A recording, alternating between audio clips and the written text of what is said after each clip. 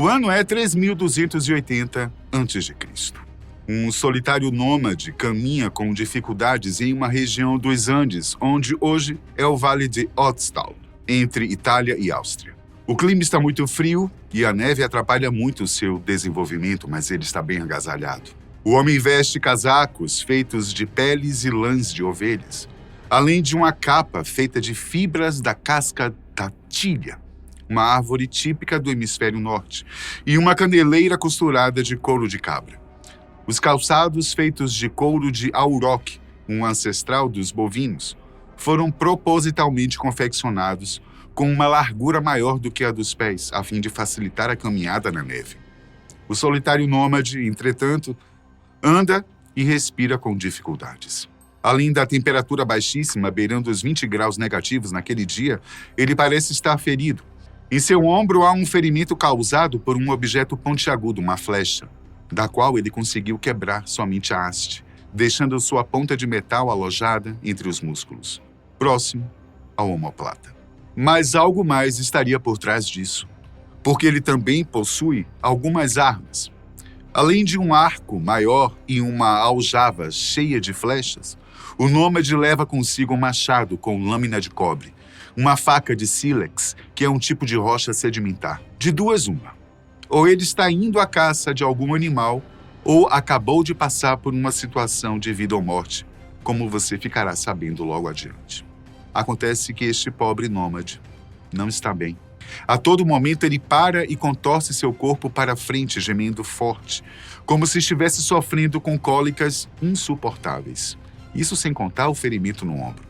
A dor nas articulações também já se somam todos os demais problemas, e então ele para novamente e cai de joelhos, deixando seus pertences ao lado do corpo. O gelo já está tomando conta de suas vias aéreas e respirar, que já não estava fácil, torna-se uma tarefa praticamente impossível. O vento aumenta bastante e, com ele, o clima frio fica insuportável. O nômade se entrega à natureza, pois suas forças já se esvaíram há muito tempo. E é o tempo também que irá nos permitir saber quem era esse nômade. Vale de Ötztal, 19 de setembro de 1991, ano Domini.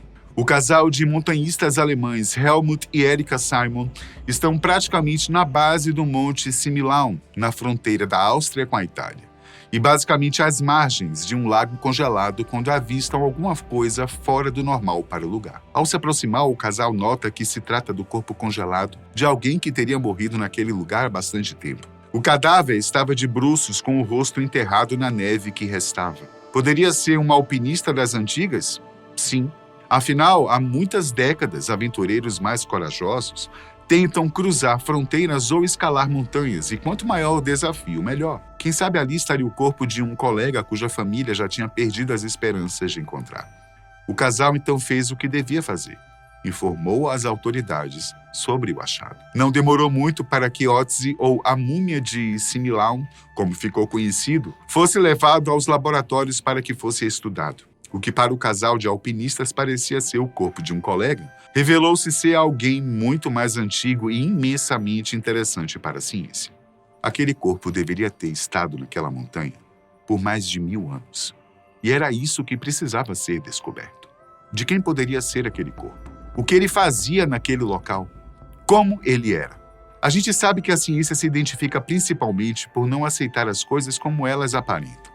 Os cientistas, para conhecer algo ou alguma coisa, precisam trabalhar incansavelmente sobre as descobertas, a fim de chegar a uma conclusão, no mínimo, plausível sobre determinado objeto de estudo. Então, a múmia de Similaun foi levada diretamente para Innsbruck, na Áustria, para as pesquisas preliminares. E com o passar do tempo e o desdobramento dos estudos, os pesquisadores foram ficando cada vez mais intrigados. A história que contei no início é uma situação dramática e hipotética, mas feita para um indivíduo que realmente existiu há 5.300 anos, isto é, praticamente 3.300 anos antes de Cristo vir ao mundo e mudar tudo. Esse incrível homem do gelo recebeu dos cientistas o apelido de Ötzi, devido à região onde ele foi localizado e foi estudado à exaustão por anos. A atenção dispensada a ele tem uma explicação bastante convincente. o incrível estado de preservação que seu corpo estava ao ser encontrado. E a razão disso é que ele ficou protegido e conservado por camadas de gelo durante os 53 séculos que permaneceu naquele local. Desde que deu entrada no laboratório do museu, o corpo foi extensamente examinado, medido, radiografado e datado. Os tecidos e os conteúdos dos intestinos foram examinados ao microscópio, assim como o pólen encontrado nos seus artefatos. Todo o estudo feito sobre ele e seus pertences trouxeram à tona uma boa parte da história de vida de Ötzi. Quando Ötzi faleceu, sua idade estava entre 30 e 45 anos. Ele media aproximadamente 1,65 m de altura. A análise do pólen, poeira e a composição isotópica do esmalte de seus dentes revelou que ele passou sua infância próximo à atual aldeia de Feldturns, ao norte de Bolzano, na Itália. Mais tarde, Ötzi viveu em vales localizados cerca de 50 quilômetros mais ao norte. Ötzi possuía 61 tatuagens, algumas delas localizadas em pontos que coincidem com os pontos de acupuntura atualmente conhecidos. Mas não pense que foram feitos pelos métodos que conhecemos, usando agulhinhas e tinta. Na cultura de Ötzi, a pele era cortada com material feito de sílex, um corte fino, e depois esfregava-se carvão sobre as feridas. No caso em questão, o resultado foi uma série de linhas e cruzamentos localizados principalmente em partes do corpo que são propensas a lesões ou dor, como as articulações e ao longo das costas. E tem gente que reclama que fazer tatuagem hoje em dia é um processo doloroso. As tatuagens do Homem do Gelo podem ter sido feitas para tratar os sintomas das doenças que ele aparentemente sofria, como parasitas digestivos e artrose. Alguns cientistas acreditam que esses pontos indicam uma forma primitiva de acupuntura. E se isso for condizente, Ötzi sugere que a prática deste método é feita pelo menos 2.000 anos antes do que se imaginava. Suas vestimentas eram sofisticadas, incluindo uma capa de grama entrelaçada, casaco e calçados de couro. Os sapatos largos e à prova d'água parecem ter sido projetados para caminhar na neve. As solas eram feitas de pele de urso, enquanto a parte superior era de couro de veado, e uma rede de cascas de árvores envolvia o pé dentro do sapato, servindo como isolante térmico. Suas roupas também levaram alguns estudiosos a crer que ele poderia ser um pastor de ovelhas, ao invés de um caçador-coletor, por exemplo. Mesmo que estivesse em posse de arco e flechas, além de uma faca de sílex e um machado de lâmina de cobre, isso talvez não fosse o suficiente para caçar animais de grande porte. E, de fato, Ötzi poderia usar suas armas para defender seu rebanho e a si mesmo. Entre os objetos de Ötzi havia também 2 espécies de cogumelos.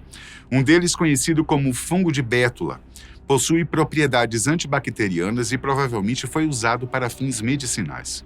O outro cogumelo era inflamável e fazia parte de um kit para iniciar fogo, que continha restos de mais de 12 plantas diferentes, além de pirita para criar faíscas.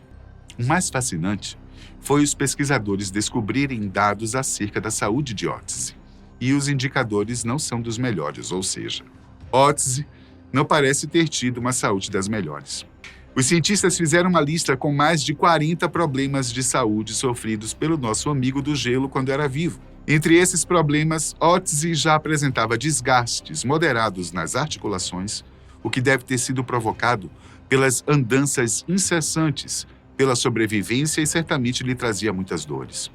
Ele sofria ou estava prestes a sofrer de aterosclerose, que é um endurecimento das artérias causado normalmente pelo acúmulo de gorduras e outras impurezas nas paredes das artérias.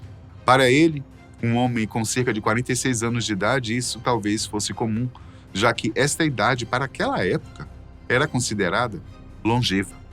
Em outras palavras, na idade do cobre, um homem com 50 anos já devia ser considerado um ancião. Ötzi também apresentou ter sofrido com cálculos biliares e com algo que estava crescendo no dedo mindinho do pé, que provavelmente foi piorando com o congelamento. Um estudo feito no intestino do Homem do Gelo apontou algumas curiosidades. A primeira delas, não tão ruim, é que ele apresentou 3 das 4 cepas da bactéria Prevotella copri. E por que não é tão ruim? Essa bactéria é naturalmente encontrada no intestino humano e pertence ao filo Bacteroidetes. Ela é anaeróbica, o que significa que pode sobreviver sem oxigênio.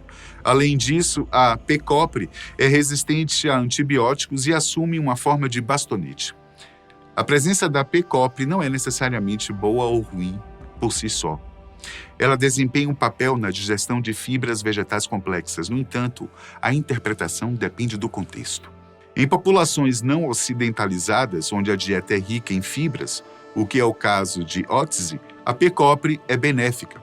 No entanto, em países de cultura ocidental, onde a dieta é pobre em fibras, sua abundância pode estar associada a condições como obesidade, doenças autoimunes e alergias.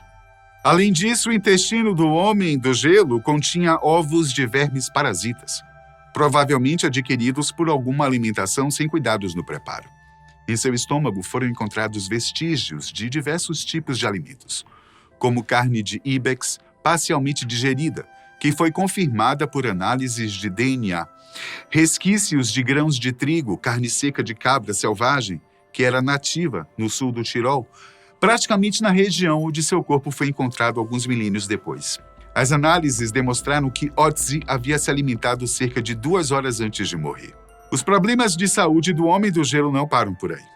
Outra descoberta intrigante é que as vísceras de Otzi continham a H. pylori, uma bactéria encontrada atualmente em metade da população mundial. Essa bactéria pode ter consequências graves ou até fatais para a saúde de cerca de 10% das pessoas.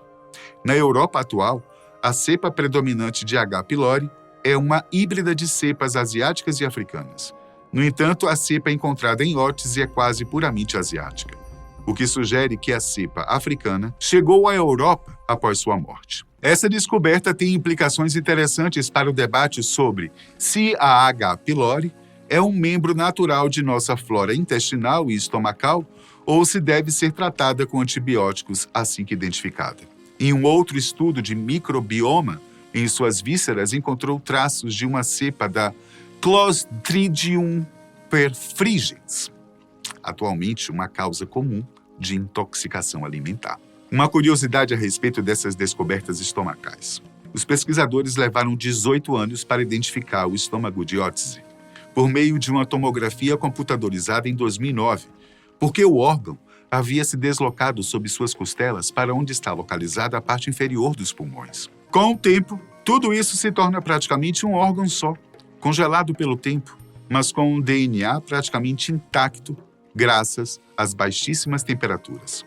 As conclusões que os cientistas chegaram após os estudos do estômago de Otzi foram muito importantes para a compreensão do sistema digestivo do homem moderno. Em suma, com a modernidade e a consequente industrialização, nosso microbioma mudou radicalmente, especialmente com a perda de variedade da bactéria Prevotella copri.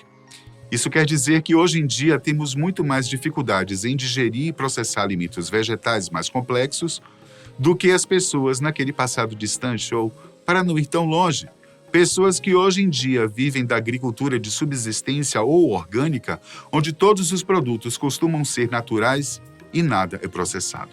Não é por acaso que o homem do campo tem mais resistência a doenças do que o homem da cidade, levando em consideração que nenhum dos dois estejam devidamente vacinados e prevenidos. Essa perda de diversidade bacteriana tem implicações profundas. Ela está associada a doenças complexas como alergias, doenças autoimunes, distúrbios gastrointestinais e até mesmo obesidade. Afinal, nosso intestino não é apenas um órgão de digestão, mas também um centro de comunicação entre nosso sistema imunológico e nosso cérebro. De acordo com algumas pistas, é provável também que Otzi tivesse a doença de Lyme, uma infecção bacteriana causada pela picada de carrapatos, já que foram encontrados traços da Borrelia burgdorferi, a bactéria que causa essa doença. Por causa dessa descoberta, Otzi está sendo considerado o primeiro ser humano conhecido na história a ter contraído o Lyme. Mas, sem sombra de dúvida, não deve ter sido o primeiro e nem o único de sua tribo, já que o contato entre carrapatos e humanos é comum até hoje em dia. E mais, Otzi apresentou níveis alarmantes de arsênico e cobre, especialmente em seus cabelos. Esse fato, somado ao material de seu machado, o cobre, sugere que ele mesmo pode ter fundido e trabalhado sua arma. Por outro lado, ele também pode ter trabalhado na mineração e extração do material. Por mais que pensemos que Ötzi tinha vários problemas internos de saúde, algumas anormalidades físicas também foram observadas. Ele não possuía os sisos e tinha um diastema, isto é, uma lacuna entre 2 de seus dentes. Além disso, um exame odontológico aprofundado encontrou evidências de doença avançada em sua gengiva e cárie dentária. Ötzi precisava muito ir ao dentista, viu? Baseando-se na assinatura de DNA, os cientistas descobriram que Ötzi fez parte da migração de agricultores neolíticos que passaram pela Anatólia, onde hoje é a Turquia, entre 8.000 e 6.000 anos atrás, os quais substituíram os caçadores e coletores europeus no período paleolítico. Sua herança genética materna não existe mais nas populações modernas, mas sua linhagem paterna se mantém em grupos encontrados em ilhas mediterrâneas, sobretudo na Sardenha. Outra análise conseguiu descobrir uma façanha. Ainda há parentes vivos de Ötzi na região de Tirol. Em um estudo mais recente do DNA, os pesquisadores procuraram por marcadores incomuns no cromossomo do sexo masculino do homem do gelo e relataram a descoberta de pelo menos 19 parentes genéticos de Ötzi na região do Tirol, na Áustria. A combinação foi feita com base em amostras de 3.700 doadores de sangue anônimos em um estudo liderado por Walter Parson, na Universidade Médica de Innsbruck. Compartilhando uma mutação rara conhecida como GL91, a pesquisa apontou que Ötzi e aqueles 19 voluntários compartilham um antepassado comum, que pode ter vivido de 10.000 a 12.000 anos atrás. Outra inconsistência a respeito dele era a cor de sua pele. Inicialmente, os pesquisadores pensaram se tratar de uma pele mais clara. Contudo, os novos estudos apontaram uma tez mais morena, de um tom típico do Mediterrâneo, além de olhos escuros. Quanto aos cabelos, os estudos apontaram pouca presença de pelos na cabeça ou uma calvície avançada. Depois de tudo isso, você deve estar se perguntando como Ötzi morreu. De início, parecia que o frio o havia derrotado, mas não foi bem assim. Análises cuidadosas sobre os ferimentos em seu corpo e sinais de fluidos secos em seus pertences contam uma história dramática. Uma das teorias é que ele, sozinho ou acompanhado, pode ter enfrentado um grupo rival de caçadores ou ladrões de ovelhas e não ter se saído muito bem nesse confronto. A ferida que foi encontrada em seu ombro, por exemplo, havia sido causada por uma lança ou flecha, cuja haste ele havia quebrado, mas a ponta dela ainda estava cravada perto do omoplata. Já completamente esgotado pelo provável combate corpo a corpo, ele teria caído no local e, sangrando muito, não conseguiu continuar. Porém, há uma outra teoria que, de acordo com um sinal no crânio, ele teria também sofrido um golpe súbito e forte na cabeça, provavelmente com um pedaço de pau que teria finalmente culminado sua história. Ötzi, o homem do gelo de longe, é a múmia ou o cadáver pré-histórico mais estudado do mundo, tanto pela sua idade como pela sua aparência e estado de conservação. Esta múmia, da Idade do Cobre, trouxe uma gama enorme de conhecimentos que, inclusive, passaram a ser empregados de 10 anos para cá. Os resultados a respeito da flora intestinal, por exemplo, podem ajudar até mesmo na composição de futuros fármacos com propriedades de cura para problemas intestinais. E isso é só um exemplo. Além do mais, é sempre muito bom conhecermos as raízes de nossas origens. Até a próxima.